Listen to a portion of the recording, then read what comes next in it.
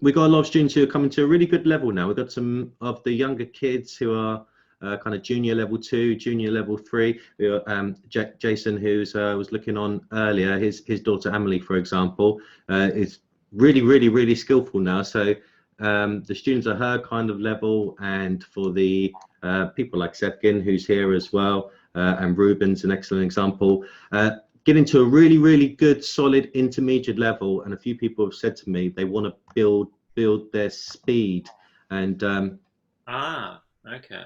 yeah, it's something a few people have said recently, and I, obviously, like you said, doing it slow and making sure you're doing it right. But I suppose it's how do you know that you are doing it the right way and you're not practicing hours and hours and hours the wrong way? true. Okay. I mean, a few things that work for most people. We were talking about, well, where you're going to put your hand. Like I said, I put my hand on the bridge so that I definitely pivot from the Mm, wrist. Obviously, when you're strumming,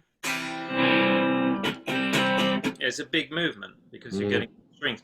When you just want to play one string,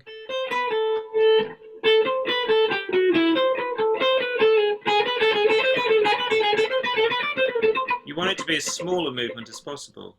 Otherwise, you're wasting energy. So you want it to be economy of movement. mm.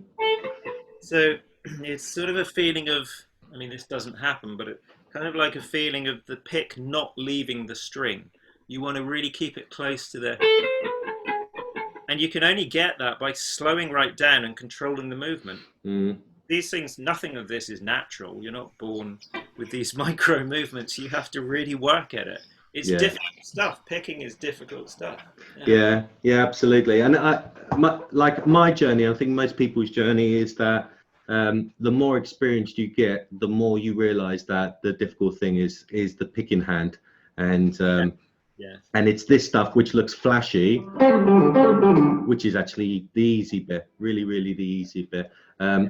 Yeah, and like I say that to especially the kids I teach, like about when they go, oh, it doesn't feel natural, and it's like, well, there's nothing in our lives we've done up to this point where we're like this.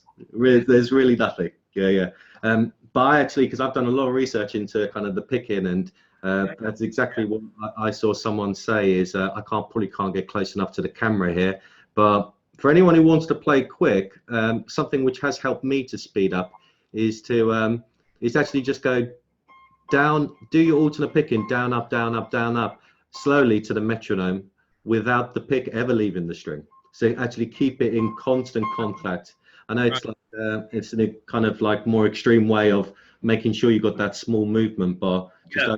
over and over, let it roll in, rolling over like that, back and forth and back and forth and back and forth.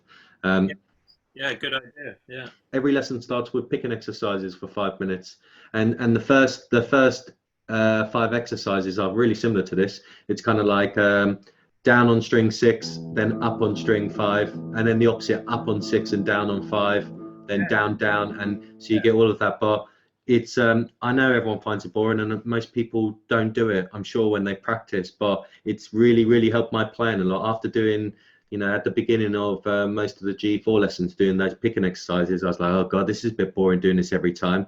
And then after 3 months, my picking had improved more in those 3 months than the last 10 years, just from doing a few minutes every day. And just like you said, it doesn't need to be for long. You could do it 5 minutes a day, which, if you hate those sort of exercises, you could do 5 minutes, Mm. and really it will help. So, yeah.